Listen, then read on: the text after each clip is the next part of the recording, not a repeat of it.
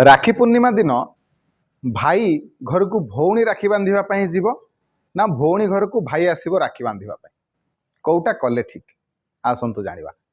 देखु प्रथम गोटे कथा जानी रखु ब्राह्मण गोमाता एवं भौणी एमाने जेतबले भी आपण घर को आसबे जदि एमान भितर कहीं भी आपण घर को आसती ताले निश्चिंत भाव में गृहकर्ता मंगल हम तेणु जदि आपण घर को आपणकर भौणी आसे जानवे जे आपणकर सौभाग्य आपण घर को आसला लक्ष्मी आपण घर को आसले राखी पूर्णिमा रे भौणी घर को भाई जाईपारे किसी बड़ कथा नुह जे जा घर गले किसी असुविधा ना किंतु जदि भौणी जदि भाई घर को आसे आ राखी पूर्णमी आसब ताहले निश्चिंत भाव में भाई सौभाग्य